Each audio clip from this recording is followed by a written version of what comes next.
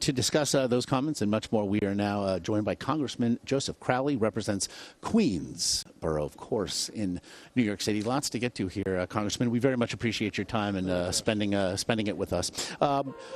First, with regard to that point, we did check, and according to PolitiFact, thus far over the first 2 nights of this convention, terrorism and ISIS are actually 2 words that have not been uttered yet. Is that simply because thematically, and I know that there was a big portion of which you were a part last night, but do you think Donald Trump in any way has a point when he suggests that ISIS specifically has not been more of a focus? I'm first of all glad that Donald is concerned about the agenda of the Democratic convention. I did mention ISIS last night in my speech. And I said that Hillary Clinton is the person who is best prepared, who has the know-how, the knowledge, the fortitude, and the guts to destroy ISIS, is what I said last night. So I think Con Man Don likes to hear what he wants to hear and disregard what he doesn't want to hear. And I think that's what he's all about. I want to ask you about that speech. You did take at him as well with regard to the tragedy of 9/11, saying that he cashed in on the attacks in question. What exactly did you mean? What he did is he availed himself of $150,000 that was set aside, a program set aside for small businesses to recover.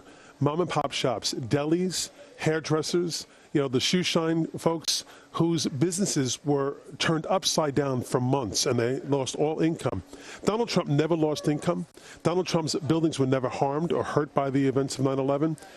And all he did was take advantage of what was available. One of my favorite movies is Cinderella Man, where the scene where the boxer goes down and accepts the welfare checks, and then when he gets back on his feet, he goes back, and one of the greatest parts of the movie, he pays back the federal government what they'd given to get him back on his feet.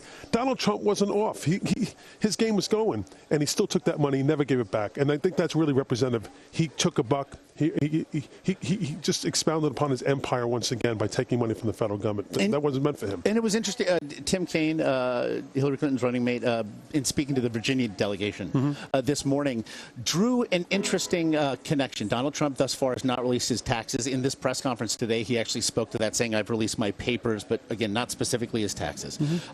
And Tim Kaine sought to make the point that it's his belief, and perhaps that of the campaign, that we would find out that he's paid little if no tax.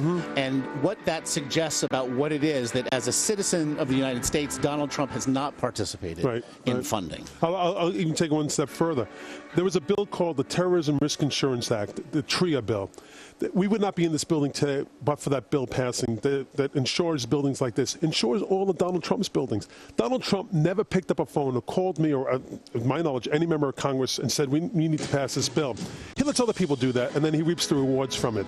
And even to help New York City rebound, to help the country rebound, he was nowhere to be found in days after 9/11 itself. And so he's late to the game. He talks about terrorism like he's an expert. He's not an expert. We've suffered in New York.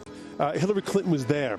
She understood the suffering, the pain that not only the city and the country were going through, but the individuals were going through. She was there for New Yorkers as their senator, and that's why New York got the $20 billion that it needed back then to help restore this country. Not only as a representative then of Queens, but as a native New Yorker and one of a certain vintage. Personally, what has struck you then about the rise of someone who has certainly been in the headlines in the city for decades? Look, as a guy from Queens, and I represent part of the Bronx as well, I'm from Donald Trump's home neighborhood. But his life and my life were worlds apart. I did not grow up with a silver spoon in my mouth. I'm one of the poorest members of Congress today, have been, and I'm a very happy man. I didn't have a father who gave me $1 million and said, go make something of yourself. I don't know how many New Yorkers or Queensites ever have that opportunity. So we do see the world differently, obviously. He's never had a hard day in his life. He's never had to worry about where his next meal comes from. The $150,000 that he accepted is the equivalent to 4 or 5 annual salaries for a man or woman in average in the United States today. He didn't need the money, but he took it anyway, because that's what Donald Trump's about. Increasing the wealth of Donald Trump at all costs. The only thing bigger than his buildings in New York City is the name on it. No other developer does what he does. It's all about his image. It's all about con man Don. It's all about him and nobody else. But it seems to be resonating. He received more votes in the Republican primaries than any candidate before him and was called affectionately by supporters of his in speeches in Cleveland last week, the blue-collar billionaire. What do you make of that characterization? He's met blue-collar people. He mentioned, his son mentioned one that I actually personally knew was from Mass with Queens, who I played Little League with. He was a blue-collar guy. And, he did well in the Trump empire. But reality is Donald Trump himself was never a blue-collar guy.